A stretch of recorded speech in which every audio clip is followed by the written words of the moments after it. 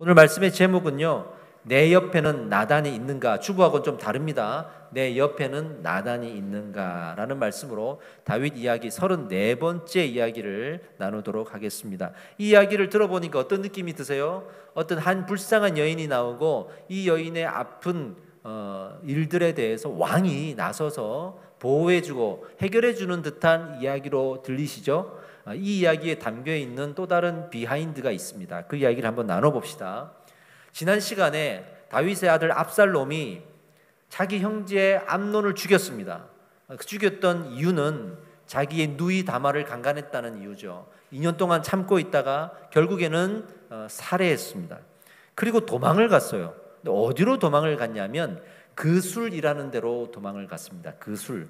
이 그술로 왜 도망갔냐? 거기가 자기 외할아버지 댁이에요. 그러니까 다윗, 자기 아버지 다윗이 아내들이 많았는데 그 중에 한 아내가 이 그술 왕의 딸이었습니다.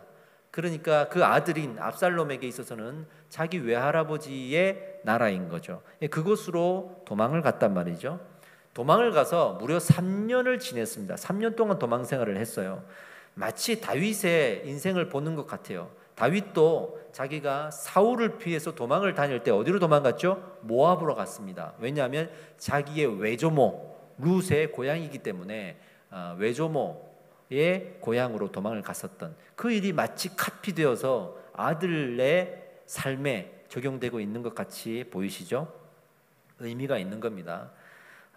다윗의 무엇을 닮았을까요? 좋은 것을 닮아야 하는데 지금 안 좋은 것을 닮아가고 있는 것을 암시하고 있어요. 다윗은요, 그 3년 동안 도망 생활하고 있는 아들에게 아무런 조치를 취하지 않습니다. 암논의 그 다말 강간 사건 때도 마찬가지예요. 그때도 아무런 조치를 취하지 않았는데 이번에도 조치를 취하지 않습니다. 그 죄악이 점점 확대되고 커지고 있을 때 이거 가만 놔두면 큰일 납니다. 죄는 반드시 자랍니다. 우리 생명도 자라지만 죄악도 자랍니다. 가만 놔두면 자랍니다. 그래서 이것을 빨리 끊어내야 되는데 그러지 못했습니다. 마치 회개 없는 자를 용서해 준 것과도 같아요. 그러니까 압살롬은 이 죄가 안에서 계속 자라는 거예요. 자라서 어디까지 자랐냐면 복수심으로 자라게 됩니다. 다말 사건이 있었던 이후에 2년 동안 압살롬이 참았다 그랬죠. 그 참은 게 아니라 사실은 복수를 준비한 거였어요. 암논을 죽이기 위한 복수. 근데 이번에는 그술에서 3년을 지냅니다. 3년 동안 또 뭐 했을까요? 또 다른 복수를 준비합니다. 누구에 대한 복수일까요? 다윗, 아버지 다윗에 대한 복수예요. 왜 아버지에 대한 복수를 준비할까요? 이 압살롬은요, 자기 누이 다말이 강간을 당했다는 소리를 듣고 그때부터 암논에 대한 복수와 다윗에 대한 복수를 같이 준비합니다. 왜냐하면 제가 지난 시간에 말씀드렸다시피 그 다말이 암논의 거짓말로 인해서 암논의 집으로 가게 되는데 그 과정에서 다윗이 허락을 하잖아요.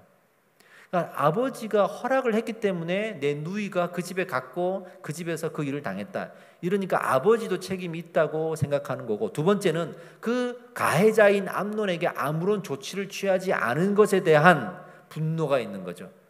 왜 암논을 가만 놔두시지? 내 누이가 이런 일을 당했는데 거기에 대한 복수심이 자라고 있었던 거예요. 그래서 다윗에게 복수심을 가지고 어떻게 복수를 할까 3년 동안 계획을 세우게 됩니다. 근데 반면에 다윗은 눈에 보이지 않는 아들이기 때문에 그냥 이 문제가 이렇게 덮어졌으면 하는 마음이었던 것 같아요. 계속 어떤 조치를 취하지 않습니다. 다시 한번 말씀드리는데 죄악은 반드시 끊어내야 됩니다. 가만 놔두면 안 됩니다. 이런 말씀이 있죠. 욕심이 잉태한 즉 죄를 낳고 죄가 장성한 즉 죄가 자란 즉 사망을 낳느니라. 지금 이 일이 벌어지고 있어요. 다윗의 처음 그 밧세마를 향한 욕심이 암논의 죄를 낳았고 암논의 죄가 압살롬의 살인과 반역으로 커졌어요. 지금 이렇게 점점 자라고 있는 겁니다. 자, 사무엘하 13장 39절을 볼 텐데요. 다윗은 정말 이 위기감을 전혀 못 느끼듯이 이런 상황에 지금 빠져 있어요. 한번 봅시다. 읽어볼게요. 다윗 왕의 마음이 누구를 향하여? 압살롬을 향하여 간절하니. 여기까지 간절하니. 3년 정도 지나니까 압살롬을 처벌하기는커녕 보고 싶어해요. 이게 아버지 마음이에요. 그러니까 잘못된 부심이죠. 우리 대부분의 부모들이 자녀를 사랑함이 이렇게 잘못될 수 있습니다. 자녀니까 죄를 지어도 보고 싶은 거예요. 처벌하기보다 보고 싶은 거예요. 그러나 그 잘못된 부심이 어떤 결과를 낳게 되는지를 우리는 잘 모를 때가 많습니다. 근데 이 다윗이 아들이 보고 싶으니까 얼굴에 표가 날 거 아니에요. 늘 근심하고 외로워하고. 이거를 옆에 있던 군대 장관 요압이 눈치를 챕니다. 아, 우리 왕이 그 아들을 보고 싶어 하는구나. 근데 그 아들을 부르지를 못하는구나. 왜? 부르면 처벌을 해야 되잖아요. 법적으로 이게 책임을 지게 해야 되잖아요. 살해를 하고, 그것도 왕자를, 자기 형제를 가만 놔둘 수가 없단 말이에요. 근데 처벌은 하기 싫으니까 데리고 올 수 있는 명분이 없는 거예요. 그러니 3년 동안 그렇게 내버려 뒀겠죠. 그러니 요압이 어떤 생각을 하냐면, 내가 그 명분을 좀 만들어서 해결해 줘야겠다. 우리 왕에게 좋은 선물 하나 줘야겠다. 어떻게 하면 이 명분을 만들어낼 수 있을까? 처벌하지 않고 데리고 올 수 있는 명분이 있어야 되는데 어떻게 하면 될까 고민하다가 딱 떠오른 것이 나단 선지자의 지혜였어요. 나단이 누구죠? 다윗이 밧세바를 범했을 때 그 죄를 다윗 앞에서 고발했던 사람이에요. 근데 다윗이 그 고발을 듣고 회개했단 말이죠. 그 나단이 다윗 앞에 죄를 고발할 때 놀라운 지혜를 썼어요. 그 지혜가 뭐냐면, 다윗이 자기 스스로를 바라보기 전에 자기와 동일한 사건에 대해서 먼저 접하게 만들고, 그 동일한 사건을 본인이 먼저 판결을 하게 만들어서 이 판례, 이 선례를 가지고 자기의 사건을 바라보게 한 거죠. 그러면 이 판례가 먼저 있기 때문에 자기를 번외로, 예외로 둘 수가 없거든요. 그런 지혜를 부렸단 말이죠. 그래서 나단 선지자가 꾸며낸 이야기를 가지고 이야기를 먼저 한 다음에, 이 사람은 범죄했는데 어떻게 될까요? 그러니까 다윗이 죽여야지. 그러니까 그때서 이 죄가 바로 당신의 죄입니다. 이렇게 말했던 거거든요. 그 장면이 생각이 든 거예요. 아, 나도 누군가를 연기하는 사람 하나를 세워서, 그러니까 지금 나단은 진심이었는데, 하나님의 말씀을 받은 진심이었는데, 이 요압은 이용하려고 하는 거예요. 그래서 연기자 하나를 세워가지고 다윗 앞에 또 다른 자기와 동일한 상황의 사건을 접하게 만들어서 그 판결의 내용을 가지고 자기의 이 상황을 판결하도록 만들면 좋겠다 하는 생각을 한 거예요. 지금도 여러분들이 어떤 법적인 문제가 있어가지고 변호사를 찾아가면 변호사가 뭐부터 얘기하겠습니까? 동일한 사건에 대한 판례를 얘기하겠죠. 이게 중요한 거거든요. 요압도 상당히 똑똑한 사람이에요 지금. 그래서 비슷하고 아주 동일한 그 사건 하나를 만들어냅니다. 만들어내고 한 여인을 데리고 와요. 드고아에 사는 여인. 이 여인은 실제로 드고아에 사는지는 몰라요. 어쨌든 설정인지 드고아의 여인을 데리고 오는데, 이 여인을 성경이 어떻게 소개하고 있냐면 슬기 있는 여인이라고 소개하고 있어요. 슬기 있다 그러니까 마치 지혜로운 것 같죠. 그게 아니고 원문을 보면 지난번에 암논에게 사촌이 하나가 있었죠. 요나답. 그 요나답이 성경에 소개하기를 간교한 자다 그랬고, 그 간교한 것은 창세기에서 뱀이 아담과 하와를 유혹할 때 그 뱀의 간교함과 똑같은 단어라 그랬죠. 여기서 말하는 슬기 있는 여인도 똑같은 단어예요. 그러니까 좋은 의미의 슬기가 아니고 아주 간교한 의미가 포함되어 있는 슬기로운 여인이에요. 이 여인이 아마 전문적으로 연기를 하는 사람이었던 것 같아. 그 연기를 잘하는 사람이면서 아주 간교한 여인 하나를 데리고 와서 자기가 이야기를 만들어주는 거야. 내가 왕 앞에 너를 세울 테니 너는 거기서 슬픈 척 울면서 이 이야기를 해라. 그리고 상복을 입혀주면서 너는 아들이 죽은 사람이니까 아들이 죽은 사람처럼 연기를 해야 된다. 이렇게 얘기하고 옷을 입힙니다. 상복을 입힙니다. 그리고 드디어 왕에게 가서 너무 억울한 여인이 하나가 있는데 특별히 좀 판결을 해달라고 부탁을 해요. 요압의 부탁이니까 들어줘야죠. 그래서 만나는 거예요. 드고아 여인을 드디어 만납니다. 그 왕 앞에 이제 이 여인이 딱 섰을 때 했던 이야기가 오늘 본문의 말씀이에요. 본문의 스토리예요. 제가 한 번 더 이 스토리를 요약해 드릴게요. 이 여인이 이렇게 얘기합니다. 막 울면서 나는 남편이 없는 과부인데 두 아들이 있습니다. 이 두 아들이 있는데 둘이 막 치고받고 싸우다가 형이 동생을 죽여버렸습니다. 어디서 많이 듣던 얘기 아니에요? 어디서 나오죠? 가인이 아벨을 죽였을 때. 그 이야기를 지금 카피해 온 거예요, 지금. 그래서 형이 동생을 죽였습니다. 그랬더니 동네 사람들이 몰려와가지고 살인 사건이 났잖아요. 그러니까 우리 동네의 망신이다 이러면서 누가 죽였냐? 형이 동생을 죽였다더라. 그 형 내놔라. 그럼 동생처럼 우리가 똑같이 죽여서 우리 마을의 명예를 회복하고 싶다. 그러니까 죽일 테니까 아들 내놔라. 이렇게 요구를 하는 거죠. 그러니까 이 여인이 너무 억울하다. 둘 다 내 아들인데 하나라도 살려야 되지 않겠느냐, 우리 가문이 끊기지 않느냐 하면서 도와달라고 다윗을 찾아온 거예요 지금. 다윗이 이야기를 들으니까 누가 생각이 났겠어요? 압살롬 생각이 나는 거야. 나도 지금 아들이 저렇게 사람을 죽이고 도망가 있는데 용서는 해주고 싶은데 사람들은 다 지금 늑대같이 그냥 불을 켜고 데리고 오면 처벌해야지 할 텐데 데리고 오지도 못하는 내 마음이 딱 감정이입이 되는 거예요. 그래서 이 사람 내가 도와줘야겠다는 생각이 들어서 뭐라고 얘기하냐 그러면 내가 그 아들을 보호해 주겠다라고 약속하고 심지어는 명령을 내립니다.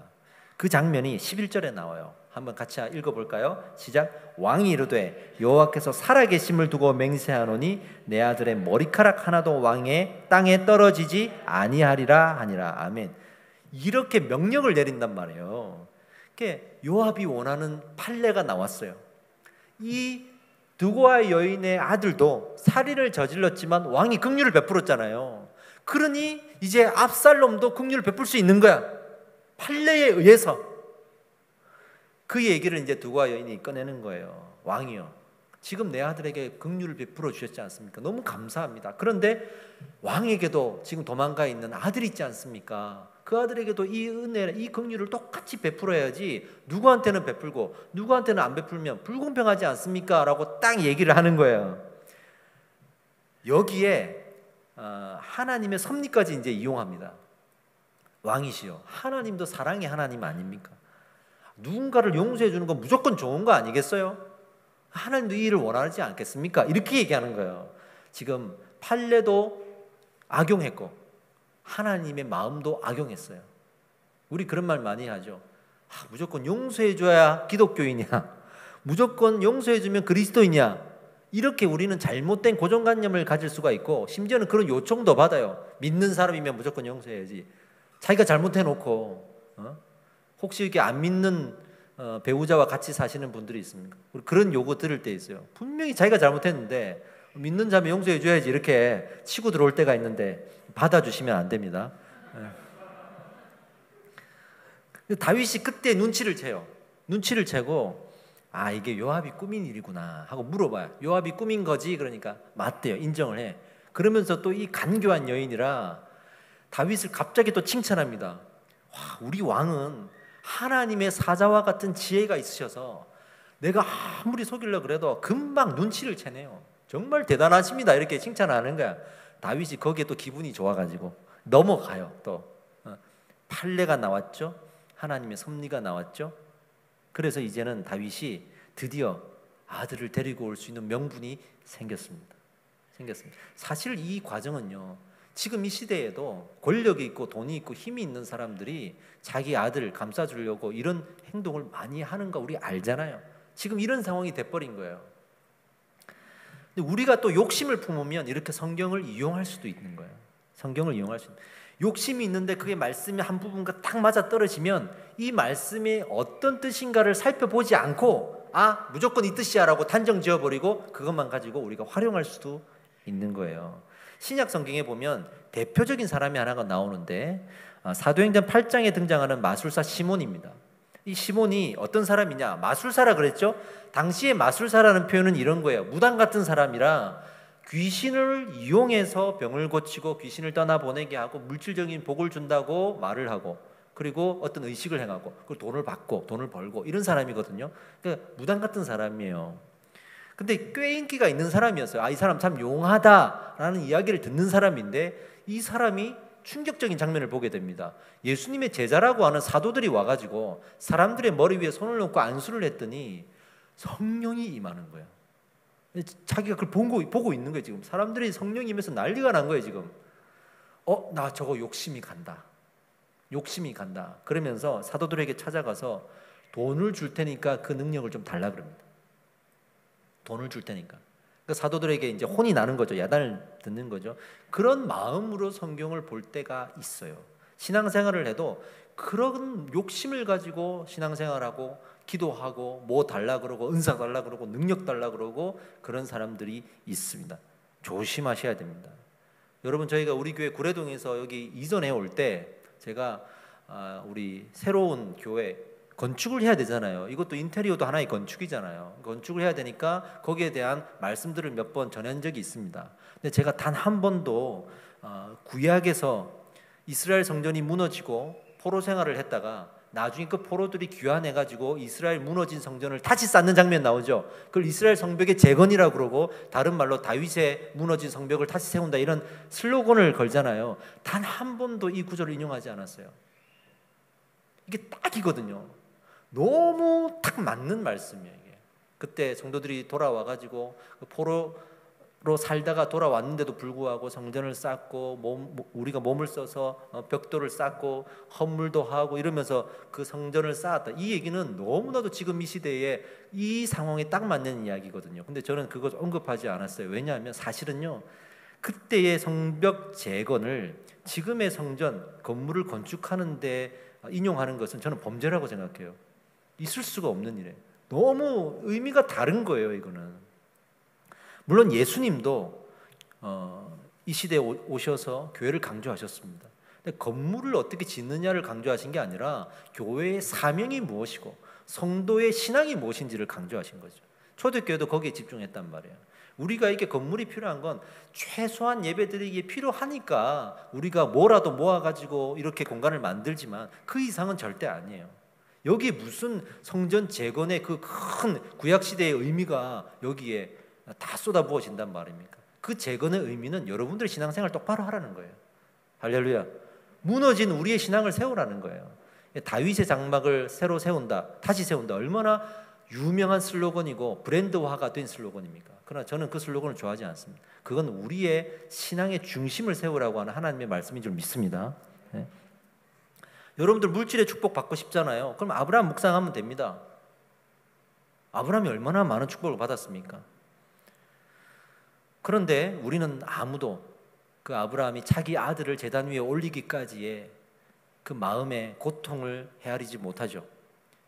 욥이 받았던 수많은 갑절의 축복은 기억하지만 욥이 받았던 고난은 기억하지 못하고, 구약시대에 있었던 수많은 기적들과 신비한 현상들은 기억해도 구약시대에 있었던 심판의 역사를 기억하지 못하고, 신약시대에 있었던 사도들이 기도만 하면 성령이 임하고 귀신이 쫓겨지고 병이 나았던 그런 현상은 기억해도 그들이 순교하며 죽어갔던 고난은 기억하지 못해요. 성경은 그렇게 악용하면 안 되는 거예요. 지금 이 요압이 하나님의 마음을 그렇게 이용한 거예요. 다윗이 또 여기에 약해진 거예요. 자기 아들이기 때문에 약해진 거예요. 압살롬을 데려오라고 명령을 내립니다. 압살롬은 아무런 치리를 받지 못하고 이제 돌아옵니다. 귀환을 합니다. 이게 그 유명한 압살롬 귀환이에요. 귀환에서도 물론 또 2년 동안 다윗이 얼굴을 보지 않아요. 나름대로 그게 자기 딴에는 했던 최고의 치리였던 것 같아요. 얼굴을 2년 동안 보지 않아요. 총 5년간 아버지 얼굴을 못 봤던 거죠. 근데 왜 다윗이 압살롬을 대놓고 치리를 하지 못했을까요? 살인을 저질렀는데 왜 그랬을까요? 이거예요. 압살롬이 그 치리를 감당 못할 것 같으니까. 이해되세요? 야단을 치면 얘가 죽어버릴 것 같으니까. 그럴 때 있죠. 지금도 회개하지 않고 어떻게 했어요? 도망갔잖아요. 도망가서 살고 있잖아요. 자기가 그걸 감당할 수 있었으면 아버지 저 사람 죽였습니다. 근데 솔직히 말해서 제 누이를 그렇게 강간했지 않습니까? 그래서 제가 화가 났고 아버지가 아무런 조치를 취하지 않으니까 너무 분노했습니다. 그래서 죽였습니다. 근데 이 죄에 대한 대가는 제가 지불하겠습니다. 이런 식으로 찾아왔다면 좀 나을 텐데 아예 도망을 갔잖아요. 그러니까 어떤 처벌을 하더라도 이 압살롬은 그것을 감당하지 못하고 어디 가서 그냥 뛰어내리고 죽어버리고 하지 않을까라는 두려움이 분명히 있었던 것 같아요, 여러분. 그런데 잘 기억하셔야 됩니다. 신앙은 죄 앞에서 냉정해야 됩니다. 죄는 반드시 끊고 가야 됩니다. 여러분들이 끊지 못하면 이 죄는 점점 내 주변으로 흘러갈 거예요. 전염이 될 거예요. 보고 배우는 사람도 있을 거예요. 그리고 내 안에서도 점점 자라갈 거예요. 이제 요만큼 죄를 지어도 무감각하고 다음에는 이만큼 죄를 지어도 무감각한 내 모습이 발견될 겁니다. 하나님의 나라의 자녀들은요, 혈통으로나 육정으로나 나지 않았다 그랬어요. 그러니까 우리의 그런 어떤 인간의 인간의 연약함으로 이 죄를 대해서는 안 됩니다. 지금도 제가 어떤 우리 젊은 친구들을 좀 권면을 할 때가 있을 거 아니겠어요? 너무 조심스러워요. 이걸 받아주는 사람이 별로가 없어요. 칭찬만 해야지 야단을 치고 지적하면 다 교회 나가버리고 못 받아준단 말이에요. 이거를 직장에서도 조금만 뭐라 그러면 나와버리고 안 좋은 이야기, 나에 대한 잘못된 그리고 고치고 수정해야 된다고 하는 그 이야기를 못 들어요, 사람이. 왜? 그렇게 부모가 키우질 않았거든요. 부모를 이기고 살아왔거든요. 그런 세대예요, 지금. 지금 이 압살롬을 보면서 그런 생각이 드는 거죠. 점점 교만해집니다. 점점. 저는 리더로 많이 살았잖아요. 교육자로 오래 살았어요. 20대 초반부터. 그러니까 성도들이 이제 교회를 이제 나가는데 물론 뭐 여러 가지 이유가 있겠죠. 근데 정말 열심히 하던 사람이 나갈 때 딱 두 가지 이유로 나가요. 거의 동일해요. 첫 번째 이유는 진리에 문제가 생겼을 때 나가요. 아, 이거는 성경적이지 않아. 이게 좀 뭔가가 변질됐어. 이럴 때 나가요. 또 하나가 있습니다. 이게 문제예요. 본인이 교만해져서 나갈 때가 있어. 그 과정이 또 똑같아. 거의 동일해. 그 과정이 어떠냐면 처음에 와서 정말 열심히 해요. 사람들한테 인정받고 정말 열심히 해요. 그러면 이제 열심히 하니까 인정받으니까 사람을 리더로 세우겠죠? 세워. 그러면 또 리더로서 열심히 하면서 나단의 역할을 감당합니다. 나단의 역할을. 그래서 자기가 이제 세워진 사람으로서 다른 사람한테 이렇게 하면 안 돼. 그렇게 하면 안 되지. 그러면서 얘기도 하고 권면도 하고 어떨 때는 당신 그러면 안 되는 거라고 야단도 좀 치고 그렇게 살아가요. 근데 어느 순간 문제가 생겨요. 자신이 교만해지는 거예요. 교만의 징조가 있습니다. 이게 뭘까요? 전조. 단호하게 말씀드릴 수 있어요. 기본이 무너져요. 기본이 무너져요. 당연히 누구나 해야 되는 일인데 특권 의식을 가지고 그걸 뛰어넘으려고 그래요. 교회 와가지고 누구나 이렇게 먼저 온 사람대로 자리에 앉아야 되는 게 기본인데 자기 자리를 만들어 놓고 내 자리야 한다든지, 누구나 예배를 드려야 되는데 세워진 사람인데 예배를 안 드린다든지, 또 서로 다 인사하고 하는 거는 누구나 해야 되는 건데 이 사람은 갑자기 인사를 안 한다든지, 기본이 무너져요. 이게 교만해 가는 전조 증상이에요. 그러다가 나중에는 이제 조금 더 이게 확장되어서 주변 사람들이 이 사람 때문에 힘들어하기 시작합니다. 왜냐하면 너무 일방적이거든. 그리고 자기도 안 하면서 남보고 하라 그러거든. 그러면서 힘들어요, 사람들이. 근데 말을 못해. 왜냐하면 이 사람이 가지고 있는 어떤 권력 때문에, 그리고 하나의 이미지 때문에. 어떤 이미지? 말해도 안 될 거야, 말하면 나를 더 미워할 거야 라고 하는 이미지 때문에 사람들이 말을 못하고 계속 끙끙 앓아요. 이 사람은 계속 문제가 됩니다. 그러다가 이제 그 위에 상위에 있는 리더도 잘못을 해요. 그걸 놔둔단 말이에요. 왜냐하면 얘기하면 안 될 것 같아서. 이렇게 열심히 하는 사람인데 똑바로 하라 그러면 누가 기분 좋아하겠어요. 그러니까 그러면 이 사람이 감당을 못하고 떠날 것 같으니까 다윗처럼 아무 말도 못하고 그래도 열심히 하는데 그러고 넘어가는 거야. 이제 서로가 그렇게 가는 거야. 그러다가 어느 순간 도저히 안 되는 상황이 벌어져가지고 불러가지고 리더가 그래도 이거는 고치셔야 된다라고 얘기하면 분노하는 거예요. 분노하는 거예요. 그때 화가 나는 거예요. 내가 어떻게 했는데, 내가 정말 어떻게 열심히 했는데 이제 와가지고 나보고 잘못됐다고, 나를 이용하고 버렸어, 이렇게 되는 게 너무 당연한 현상이에요. 너무나 당연한 현상이에요. 그렇게 교회를 떠나는 경우가 너무 많아요. 너무 많아요. 신앙생활하면서 아무리 새벽기도 열심히 하고 수요예배 열심히 드리고 금요기도에 오고 해도 내 안에 있는 죄를 은혜로 통제하지 못하면 전부 다 헛수고입니다, 여러분. 그거 통제하려고 예배 드리는 거예요. 그것 때문에 내가 겸손해지려고 내가 신앙생활하는 거예요. 할렐루야. 예? 근데 다윗은요, 그럼에도 불구하고 참 감사한 건 나단이 옆에 있었어요. 나단이 옆에 있었어요. 그래도 다른 사람의 죄에 대해서는 딱 지적도 못하고 때로는 아들들이라고 넘어가고 잘못을 지금 하고 있지만 그럼에도 불구하고 자신의 안에 있는 죄에 대해서만큼은 회개한, 그래서 다윗이 대단한 거예요. 그 정도만 해도 대단한 거예요. 거기에 대해서 나단을 옆에 두었다는. 그래서 나단이 고발했을 때 치리하지 않고 오히려 회개했잖아요. 이거는 여기까지는 못 갔지만 이것만 하더라도 다윗은 대단한 사람이 되는 거예요. 요압은 나단을 이용했지만 다윗은 나단의 이야기를 들었습니다. 2년의 시간이 지나고 압살롬이 요압을 협박을 해서 다윗 앞에 옵니다. 아버지 보고 싶다고 협박을 해요. 그래갖고 이제 와. 5년 만에 아들 얼굴을 봤잖아요. 그때 다윗이 안아줍니다. 얼마나 뜨거운 포옹을 해줬겠어요. 자, 해피 엔딩 하고 이제 끝나야 돼. 이제 다윗도 그동안 5년 동안 얼굴 안 보고 나름대로 대가를 치렀고, 압살롬도 뭐 큰 치리는 안 받았지만 3년 도망 생활에 2년 동안 아버지 얼굴 못 봤으니 왕자로서 그만큼 치렀고, 둘이 또 마지막에 끌어안았으니 됐어. 이제 끝. 그런 줄 알았어요. 죄는 그렇게 만만하지 않습니다. 냉정하게 짚고 넘어가지 않으면 안 됩니다. 그 포옹이 있은 직후에 어떤 일이 벌어졌을까요?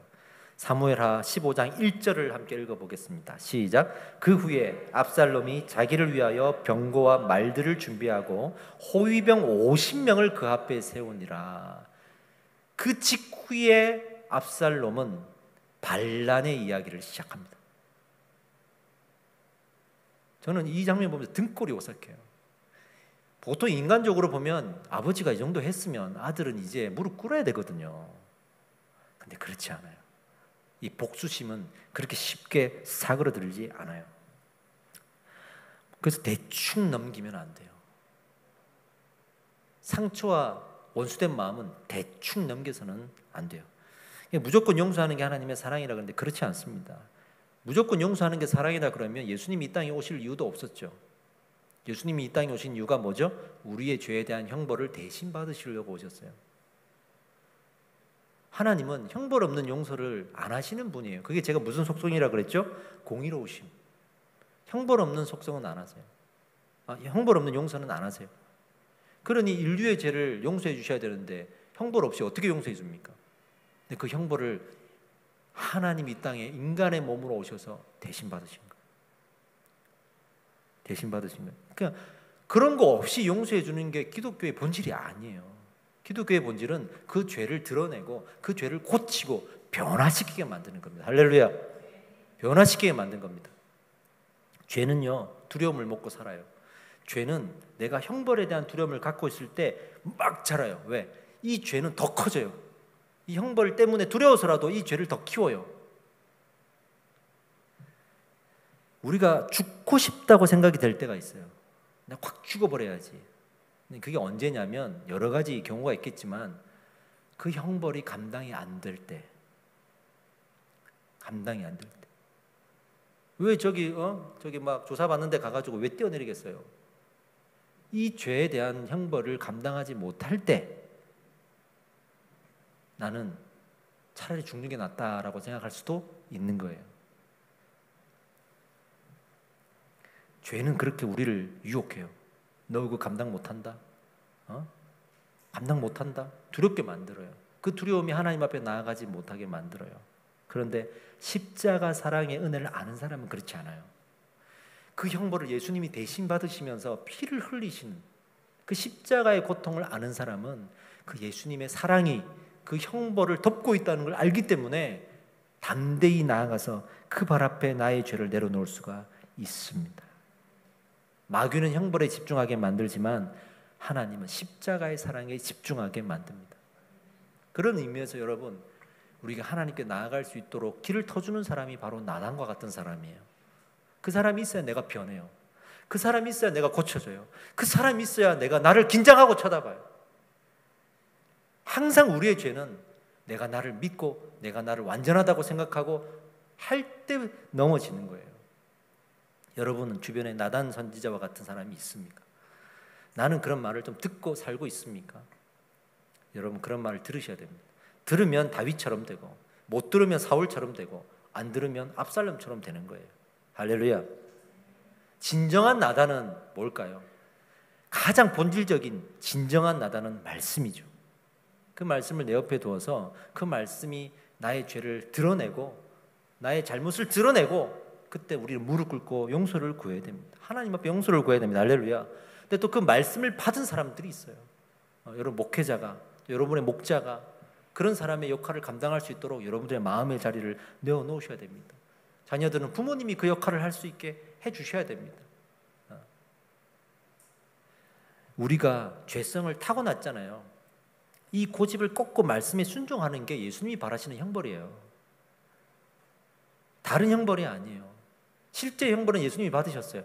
우리가 받아야 될 형벌은요, 말씀 앞에 나를 꺾는 거예요. 이거 형벌입니다. 근데 이 형벌을 뭐라 그러죠? 사랑의 매라 그래요. 잠언에 나오는 초달의 매라 그래요. 부모가 자녀에게 이 사랑의 매를 들지 않으면 그건 부모가 자녀를 사랑하는 게 아니라고 성경에 나오잖아요. 그 사랑의 매를 드시는 거예요.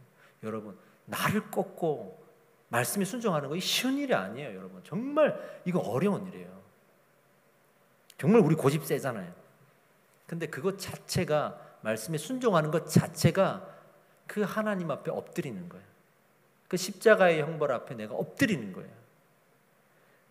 우리가 하나님 앞에 변화될 줄 믿습니다. 그 십자가의 보혈 앞에 여러분 묵상하고 나가시면 내가 그 십자가를 나단 선지자로 삼아서 이 땅을 믿음으로 살아갈 수 있고 나는 변화되는 삶을 살 수가 있음을 고백합니다. 아멘. 말씀을 마무리하겠습니다. 제 인생에 크게 억울했던 적이 한 2번 정도가 있습니다. 너무 억울했습니다. 지금 생각해도 너무 억울한 사건. 어린 나이에도 한번, 몇 년 전에도 한번 이렇게 있었습니다. 근데 그 과정에서 감사하게도 제 안에 있던 인간적인 어떤 복수심, 원수된 마음이 있지 않겠어요? 근데 이게 결국에는 그 사람을 용서하고 그 사람을 위해서 기도하는 마음으로 변화를 시켜주셨어요. 하나님. 결국에는 돌아보면 왜 그럴 수 있었을까? 왜 그럴 수 있었을까?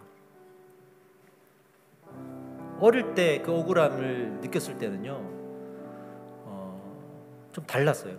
어른이 되었을 때는 좀 저를 그래도 딱 붙들 수 있는 성숙함이 있는데 어릴 때는 너무 저도 약하니까 정말 죽고 싶은 마음이 들었어요. 죽고 싶은 마음이. 그 과정은 우리 사모님 다 알아요. 정말 제가 죽으려고 마음 먹고 했던 적도 있어요. 너무 억울해서. 근데 하나님이 저를 어떻게 인도하셨냐면 그 십자가의 사건을 바라보게 하셨어요. 십자가의 사건을. 그 십자가에서 고통을 당하시면서까지 우리의 죄를 용서하시고 대신 형벌 받으신 그 하나님의 사랑을 조금씩 실감하게 되면서 내 원수된 마음들이 사라졌어요. 뭔가 제가 노력한 게 아니라 그 은혜로 그냥 사라졌어요. 이거는 뭘 표현할 수가 없어. 그냥 사라졌어요. 여러분들 누가 뭐 이렇게 막 끊어낼 때 있잖아요. 뭐 알코올 중독인 사람이 탁 끊고 술을 담배 피운 사람이 끊고 무슨 중독의 증상이 끊어지고 하던 사람들 얘기 들어보면 한결같이 그냥 딱 끊었어요. 조금씩 끊는 게 아니라 그냥 다 끊어요. 하나님의 은혜는 그렇게 만들어요. 어느 순간 그냥 그게 사라졌어요. 이게 표현할 수 없어요. 왜라고? 그냥 사라졌어요. 그 십자가의 은혜를 묵상하면서 그런 일이 벌어졌어요. 그때 제가 딱 꺾이는 거예요. 이게 사라지니까 제가 딱 꺾이는 거예요. 청소년 시절에도 참 교만했던 것 같아요. 누구의 말을 안 들었습니다. 저는 다 남 탓하고 있고 그런 시절을 보냈던 것 같아요. 한 번은 교회 선생님이 저한테 너는 교회에서 교만하다고 소문이 났어 이런 얘기를 하더라고요. 진짜 그랬던 것 같아. 근데 어쨌든 내가 시간이 지나고 나이가 들면서 그 십자가를 묵상하게 되는데, 예수님이 나를 위해 채찍을 받으시고 침뱉음을 당하시고 뺨을 맞으시고 같이 면류관을 쓰시고 십자가에 못 박혀 죽으신 그 고통의 손길이 나의 죄 때문이라는 생각이 되고, 거기에 아멘 하는 순간 나의 원수된 마음들이 그냥 그 십자가와 같이 못 박히더라고요. 같이 못 박혀. 내가 그리스도와 함께 십자가에 못 박혔나니, 이 고백이 거기서 나오더라고요. 누구의 말을 듣지 않았던 내가 주님 말씀하십시오, 그럼 내가 듣겠습니다 하는 마음이 생겨요. 그 마음이 들 때 내가 꺾이는 거예요. 저는 여러분들이 교회 와가지고 조금 몇 주 설교 듣고 은혜 받고 양육 좀 한다고 꺾인다고 생각하지 않습니다. 그렇게 쉽게 꺾일 우리들이었으면 저는 이 세상 또 살아가지도 못할 거라고 생각해요. 어떻게 이 세상 살아가려고. 그 정도 고집은 또 있고, 내가 하고 싶은 거 있으면 죽을 힘을 다해서 뭐 붙들고 살아봐야 될 거 아니겠어요. 남들이 좀 뭐라고 하면 나도 한번 화도 좀 내야 되고, 나도 이런 사람이야 하는 걸 좀 보여줘야 되고, 만만하게 굴면 안 되고, 이게 세상이잖아요. 그 세상 살아가려면 뭐 그런 고집이 있어야죠. 근데 그 고집이 하나님 앞에 나와서 꺾이는데 그걸 쉽겠냐고요. 십자가의 은혜 외에는 절대로 꺾일 수가 없습니다. 혹시 여러분들 왜 교회 다니는데 사람들이 변하지 않지? 답은 정해져 있어요. 수많은 예배와 수많은 세월을 신앙생활해도 안 꺾이는 것이 십자가의 은혜 앞에 꺾여요. 그거를 경험하지 못했기 때문에 안 꺾이는 거예요. 그걸 경험해야 꺾이는 거예요. 내 옆에 나단을 달라고 기도하십시오. 기도하십시오. 심지어 저도 그렇게 기도합니다. 제가 우리 여러분들에게, 가까이 계신 분들에게 늘 제가 얘기하잖아요. 혹시 저한테 저를 사랑하는 마음으로 저에 대한 이야기를 하실 때가 있으면 제가 어떻게 해달라 그랬죠? 밥을 사달라, 커피를 사달라. 커피 하나 사들고 와서 저를 사랑하는 마음으로 얘기하는데 못 들을 게 뭐가 있습니까? 저도 여러분들에게 그렇게 권면할 거예요. 우리는 각자가 그런 이야기를 듣는 사람이 되어야 됩니다. 그래서 그것을 내 변화의 기점으로 삼고 끊임없이 우리는 나를 변화시켜 가야 됩니다. 아직 우리는 완전하지 않습니다. 아직 우리는 그런 이야기가 없어도 될 만한 사람들이 아닙니다. 여러분, 이 땅을 살아가면서 나한테 아무도 말하지 못하는 사람이 되지 마십시오. 참 불행한 인생이 될 겁니다. 정말 나를 사랑하는 사람이라면, 나를 미워하고 원수된 마음으로 얘기하면 그거 누가 듣겠어요? 사랑하는 마음으로 얘기하는 거 다 알잖아요. 그 소리를 들으세요. 그 소리를 들으세요. 부부지간에도 미워하는 마음으로 얘기하니까 안 듣는 거예요. 정말 사랑하는 마음으로 눈물로 말씀을 해보세요. 들을 거예요. 들을 거예요. 그런 인생이 되기를 축복합니다. 기도하겠습니다. 하나님, 내가 십자가의 그 은혜를 경험하길 원합니다. 그 은혜를 경험하길 원합니다. 하나님의 그 완전한 사랑, 그 값없는 은혜, 그 놀라운 지혜를 경험하길 원합니다. 오셔서 좌정하시고, 나의 나다는 말씀이요, 하나님이 보내주신 사람들에 의해서 나는 그 말을 듣고 살아갈 것입니다. 사랑하는 사람들이 나를 위해서 해주는 그 말들 내가 감당하고 살아갈 것입니다. 더 이상 우리는 압살롬처럼 도망가지 않고 다윗처럼 그 자리에서 무릎 꿇고 회개할 수 있는 우리가 될 수 있도록 역사하여 주시옵소서.